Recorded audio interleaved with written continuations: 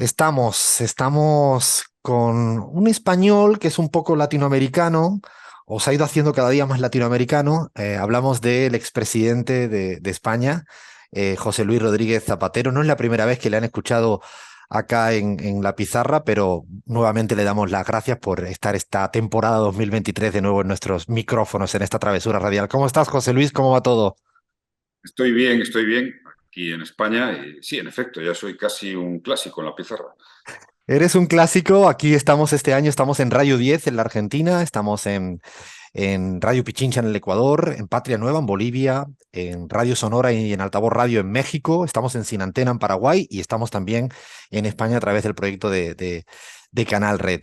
Quería empezar hablando de un país que creo que del que cada día sabes más. Yo me atrevo a decir que sabes más que muchas y muchos argentinos y argentinas. Estamos en año electoral. Han pasado muchas cosas en los últimos meses, desde el intento de asesinato a Cristina Fernández de Kirchner, su persecución judicial y ahora con muchos escenarios electorales. ¿Cuál es tu análisis? ¿Cuál es tu interpretación? ¿Cuál es la importancia que le das a lo que vaya a ocurrir acá en los próximos meses? Bueno, en efecto, hace años que me consagré a la devoción argentina. Eso arranca fundamentalmente de mi pasión por Borges, posteriormente por mi complicidad en las tareas en la defensa de derechos humanos, en mi etapa de presidente de gobierno con Argentina. Siempre recuerdo con una gran emoción el acto al lado del Río de la Plata de inauguración con las madres de la Plaza de Mayo, siendo presidente de gobierno, muy impactante, dejó una importantísima huella en mí y en los últimos tiempos he tenido una cercanía muy intensa porque estas cosas pasan en la vida. Es decir, estuve 15 días antes del intento de atentado de magnicidio a Cristina Fernández Kirchner en Buenos Aires, en una cumbre de CELAC, y me impactó el hecho. El hecho me impactó porque se agolparon en mí nuevamente las peores sensaciones sobre el destino de la democracia argentina. En definitiva, intentar matar a la vicepresidenta y a quien ha sido dos veces presidente de Argentina no era más que intentar herir muy gravemente a la democracia argentina, que después de 40 años había superado tantos retos. Eso me ha hecho acercarme muy intensamente, ver la gran polarización. Pienso que es uno de los países más polarizados mediáticamente, en el discurso. Es imposible encontrar una voz ponderada. Y la ofensiva contra Cristina Fernández Kirchner me preocupa extraordinariamente.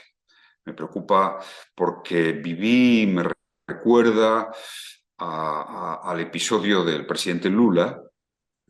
Recuerdo que cuando Lula fue encarcelado, pues fui uno de los pocos dirigentes europeos que firmó en pro de su inocencia y el tiempo pues, puso las cosas en su sitio.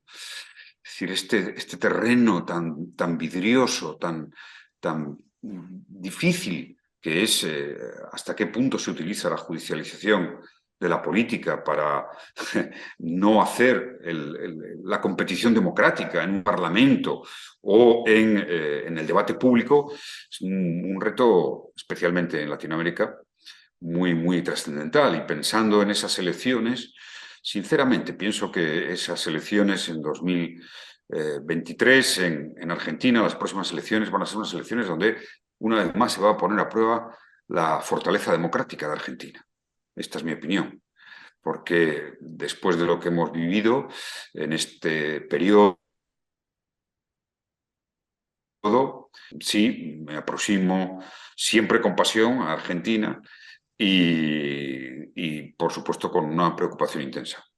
¿Te preocupa que pueda haber una proscripción como marco, más allá de la discusión jurídica, que es otro debate, pero como marco, como diría Leikov, como marco a la hora de abordar unas elecciones, algo que Sin pareciera de duda, otra etapa, ¿no?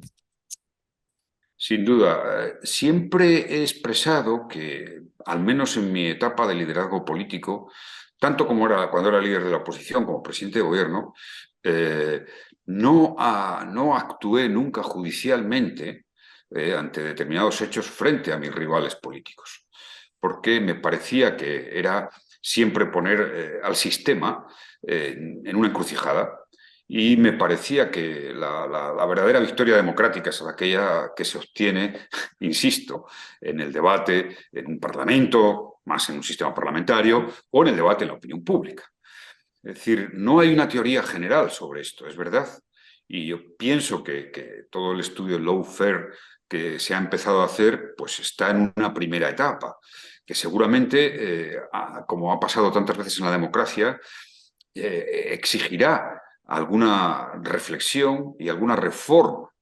Pero me preocupa extraordinariamente que, como parece muy evidente, insisto, más allá del respeto que tengo, por supuesto, a las instituciones judiciales y a un país, me preocupa que se sustancien tantos conflictos políticos o disputas políticas. Me preocupa extraordinariamente. No es una buena señal, es una mala señal de quien lo usa y de la situación institucional de un país. Y por ello, sí, le doy una gran relevancia a esa elección y a que se produzca en un contexto plenamente democrático. Fíjese las consecuencias, ¿no? Las consecuencias de cuando el afán en contra de una opción política o de un líder político es un afán excesivo, visceral, siempre se producen luego hechos muy negativos para los países. Fíjate en Brasil, lo hemos vivido.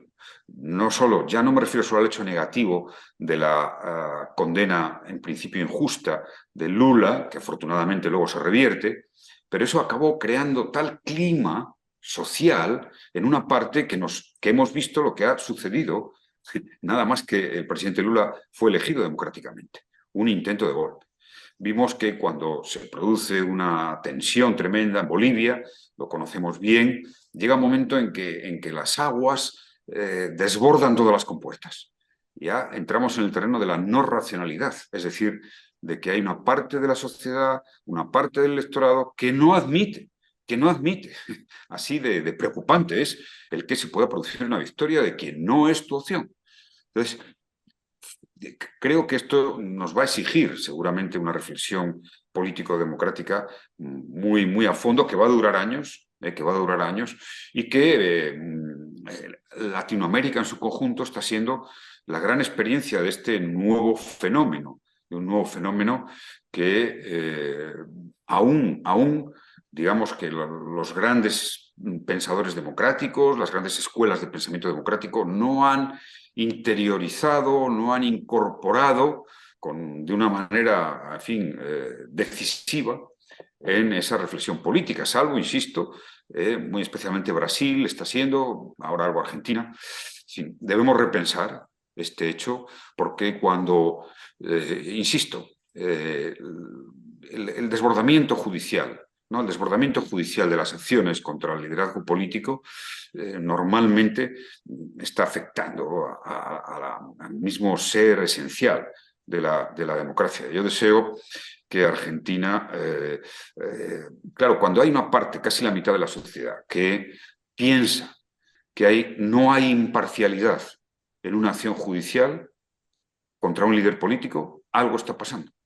Es decir, y lo deseable sería que quienes, en fin, disputan esa opción deberían reflexionar.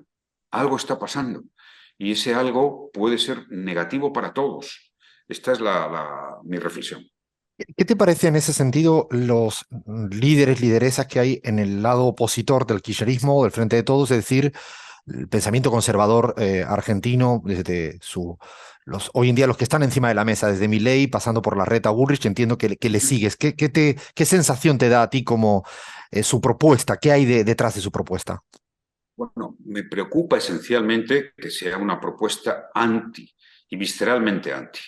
Es decir, desde fuera es paradigmático ver que cada vez que normalmente oyes a un líder de la oposición en Argentina, pues está la palabra kirchnerismo, ¿no? Y Cristina Fernández Kirchner. Esto es muy preocupante.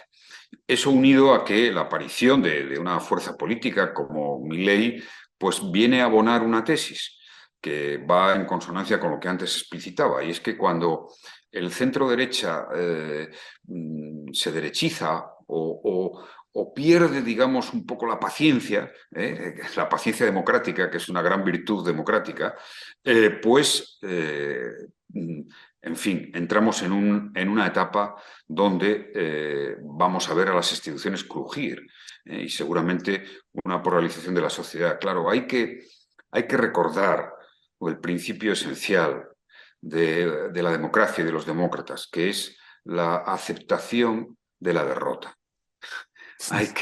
Es tan importante, en democracia es más importante saber aceptar y saber perder democráticamente que lo contrario. Entonces, bueno, en fin, he comprobado que estamos en un momento en que, bueno, afortunadamente Colombia, que ha sido un cambio significativo, parece que era un temor grande, que esa aceptación de la victoria de Petro se produce más o menos, ¿no? Con una cierta por parte del centro derecha, más allá de que van a, por supuesto, organicen movilizaciones, etc. Entonces ahí es donde estamos y esto exigiría, en mi opinión, una reflexión política. ¿Cuál es la respuesta? Bien, la respuesta para mí es la necesidad imperiosa de la unidad democrática latinoamericana, es decir, de hacer una unión por la democracia en Latinoamérica que supone integrar a la democracia y a los países latinoamericanos. ¿Por qué? Porque es evidente que si fortalecemos instituciones superiores que no han funcionado, como la OEA, obviamente, y más bien cómo ha funcionado, ¿no? Instituciones superiores de autoridad democrática, haremos que se preserve el conjunto de las democracias, el conjunto de las naciones democráticas. Antonio, me parece que la respuesta progresista a esta coyuntura, teniendo además una mayoría progresista, como hay de muchos gobiernos y con presidentes de autoridad y de prestigio, sería el gran proceso de integración latinoamericana. Fíjese que para mí la integración latinoamericana no es un proyecto económico, es un proyecto democrático, es un proyecto político democrático, porque las democracias nacionales son más vulnerables en este mundo global de poderes, en fin, muy notables, que si están en procesos de una gran unidad regional, como en este caso sería Latinoamérica. Sé que esto es todavía discutido también, pero sinceramente estimo que el camino es ese. No solo es un proyecto de la integración latinoamericana económico o social, que puede ser un proyecto de reequilibrio, de que las desigualdades se reduzcan, de que la pobreza desaparezca o se reduzca extraordinariamente. Pero volvamos a nuestros principios inequívocos. Cuanto una democracia es más fuerte, hay menos desigualdades sociales, hay más derechos, hay menos injusticias. José Luis, todo el mundo ya te conoce en América Latina, en Europa, en el mundo, por todo el trabajo hecho y por tus posiciones claras democráticas sobre el tema venezolano. El domingo se cumplen 10 años de la partida física de Hugo Chávez. Dos cuestiones, y más que mirar hacia atrás, es qué atisbas en el corto mediano plazo hacia adelante en Venezuela, ahora que muchos te han dado la razón, por activa o por pasiva, y en una frase, ¿qué recuerdas de tu relación con Hugo Chávez? Bueno, es cierto que afortunadamente, porque era un test muy importante para el destino político de Latinoamérica y de sus democracias. Lo he explicado en alguna ocasión. Es decir, yo fui un defensor, a veces en solitario, del diálogo, del entendimiento, de recuperar esa vía en Venezuela y de combatir las posiciones extremistas y radicales. Afortunadamente, porque, como antes comentaba, uno puede estar de acuerdo con el presidente Maduro en su política o no, puede ser crítico. Lo que no es asumible es que se intente socavar, se intente arrumbar y se intente producir el daño, que ya se ha producido bastante, a Venezuela con métodos extra democráticos. Esto me parece muy importante. Se ha superado este test, que no era menor por lo que representaba Venezuela. Y Hugo Chávez, claro, yo tuve una relación personal con él muy cordial. En la historia de Venezuela, pues representa ese cambio que seguramente como aspiración social nunca lograremos como meta, pero representa ese cambio social. Aún ahora, estos días que se conmemoraba el Caracazo, siempre que alguien me pregunta sobre Venezuela, porque se me considera ya con una cierta autoridad, digo, empieza a estudiar el Caracazo, desde ahí al menos, ¿qué representó el Caracazo? Y luego aconsejo siempre que se conozca esa Venezuela de los ranchitos, donde todavía viven 1.700.000 personas, y que eso se ha producido y se ha dado en un país en los años 70, 80, 90, cuando Venezuela era tan rica. Es decir, cuando la desigualdad social es lacerante, pues antes o después habrá un maremoto político. Ese maremoto, ese cambio político profundo lo protagonizó el presidente Chávez, y con ello pues dio en Latinoamérica una expectativa. Insisto, me parece fundamental que las fuerzas de izquierda y progresistas fortalezcamos intelectual, teóricamente, el campo de las ideas democráticas y el campo, en este momento de globalización, de cómo tenemos que responder para fortalecer esa democracia. Me voy a Y, otro. Sí, dime. no, y diré que afortunadamente mi pronóstico ahora sobre Venezuela es un pronóstico favorable. Pienso que vamos a ir a unas elecciones presidenciales en 2024 que, más allá de, en fin, de las reglas que, bueno, al final esto es voluntad política. Si la oposición está en la voluntad política de participar, pues discurrirán como en un país que elige su presidente democráticamente, y, lógicamente, quien los ciudadanos voten será elegido.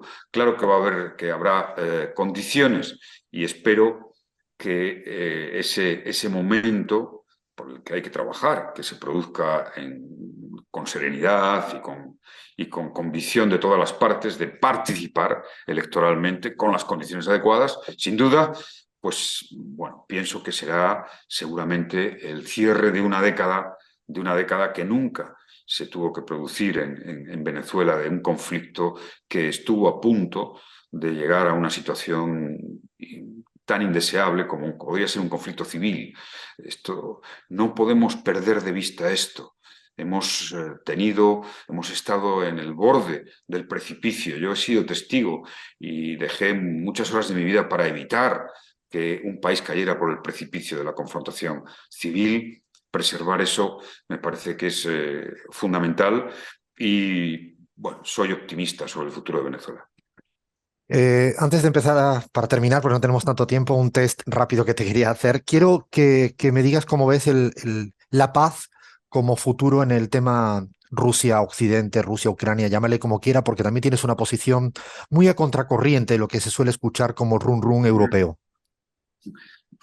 Hay algo que es evidente, más allá de un hecho objetivo, que es que Rusia ha invadido Ucrania y que además eso no respondió a las reglas de la legalidad internacional.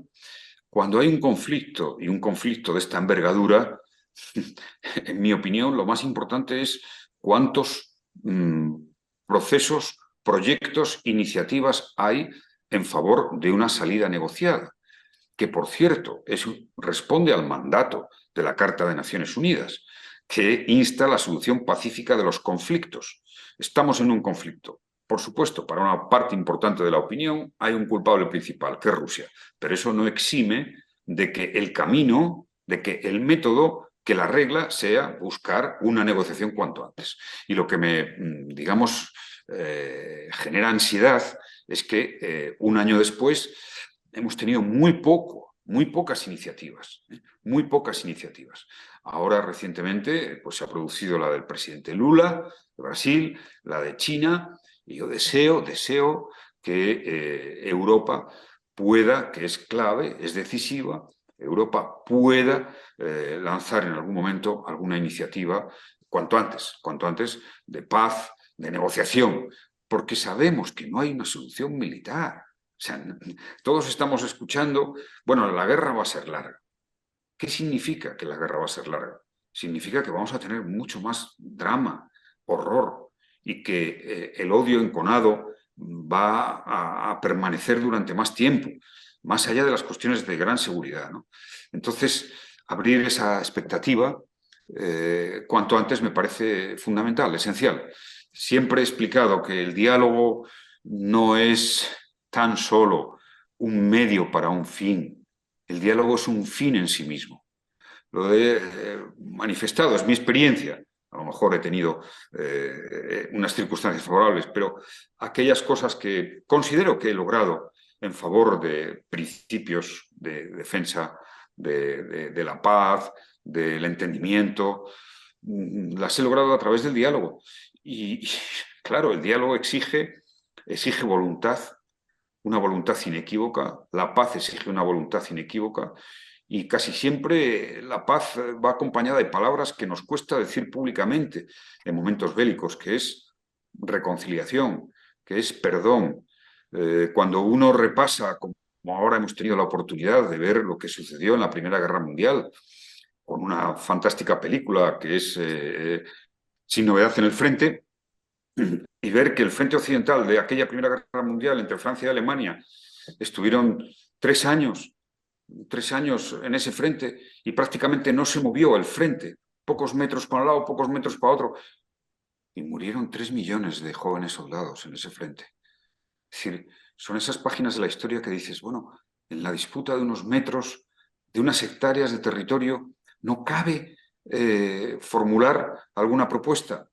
Esto me ha llevado más de una ocasión a decir que no nos podemos sentir muy orgullosos de nuestra especie, que a pesar de haber superado muchas humillaciones en la historia, como la esclavitud, como la marginación de las mujeres, como la humillación de los homosexuales en muchos países, aún no hemos encontrado una respuesta civilizatoria a ese horizonte que espero que alguna generación en el futuro vea llegar, que es la abolición de la violencia.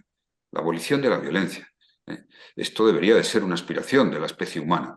Ya sabemos que esto suena completamente utópico, completamente incluso angelical, pero no creo que sonara distinto a las primeras voces que en su día reivindicaron frente a la plegaria, a la magia, el valor de la ciencia, la libertad de pensamiento, la libertad de expresión, el horror de la esclavitud, la superación de las teorías racistas, en fin. Debemos de mantener ese alto ideal, y me preocupa que en este siglo XXI ya entrado, bastante entrado, pues reproduzcamos los hechos del siglo XX. O sea que todas las iniciativas de paz que se puedan producir me parece bien, me parecen fundamental, me parecen necesarias, y añado, sí me preocupa que en la sociedad internacional, si podemos hablar de una sociedad internacional en el mundo de Internet, de la comunicación, hay como una especie de resignación, una especie de resignación a esta guerra, que insisto, como casi todos los conflictos, tiene en el origen un principal responsable. Es claro, pero que no exime ese hecho de intentar buscar una salida pacífica a ese gravísimo conflicto. Esta es mi posición. Sí, puede resultar, como en otras ocasiones ha resultado, un poco en este momento, en fin, pues minoritaria. Pero, bueno, hay una presidencia española de la Unión Europea en el segundo semestre de este año, y a ver si el presidente del gobierno tiene condiciones objetivas en el contexto europeo, que no es fácil. No es fácil porque la Unión Europea tiene los países del este que ven a Rusia pues como muchos ciudadanos de Latinoamérica ven a Estados Unidos, que es injerencista, que ha sido un imperio, que les ha dominado. Ahí se produce una curiosa situación, ¿no? Y difícil situación de gestionar, pero promovamos iniciativas de paz. Y la iniciativa de paz siempre tiene que ir con una actitud diplomática de preservar los argumentos de todos y de intentar humanizar al máximo posible la dialéctica política. Y para terminar, estamos sin tiempo, pero no quiero dejar de hacerte algunas preguntas más, tipo casi con un nombre, te pido en cada una de las Ujú. de cierre, es ¿a qué líder o lideresa le prestas hoy una especial atención de América Latina? Dime un nombre. Sí, al presidente Lula. Un nombre ahora que te ilusione de la política española. De la política española, Pedro Sánchez. ¿Quién dirías que es la Porque, persona? Sí, dime. sí, no, sí, porque estamos en un tiempo con esta derechización de la derecha que quizá la mejor cualidad que un líder progresista necesita es la determinación, la fuerza. En fin, hemos tenido, lo digo así de claro, hemos tenido la fortuna, creo que en el ámbito progresista, de tener a un líder al frente de la presidencia del gobierno con una enorme determinación. ¿Quién dirías que es la persona que más daño ha hecho en América Latina en la última década? Un nombre. Pues, en mi opinión, el presidente Trump. ¿Cuál es el país de la región al que próximamente le vas a dedicar tiempo, estudio y análisis? El próximo. Eh, ¿Argentina o después de Argentina? Después de Argentina, porque en ese ya está. Sí. Pues, pues pienso en un país en el que normalmente no se piensa, o por lo menos aquí en el ámbito europeo, que es Perú, y que está atravesando una situación muy preocupante, muy grave, y creo que bueno, pues se impone con ese principio de respeto y no injerencismo que he procurado siempre mantener cuando hablo de un país latinoamericano, pues intentar ayudar a la democracia peruana. Bueno, pues hasta acá llegamos en esta travesura radial de la Bizarra, conversando como siempre con José Luis Rodríguez Zapatero, expresidente español. Gracias, José Luis, por estar con nosotros y nosotras. Muchas gracias a vosotros. Hasta la próxima. Un fuerte abrazo.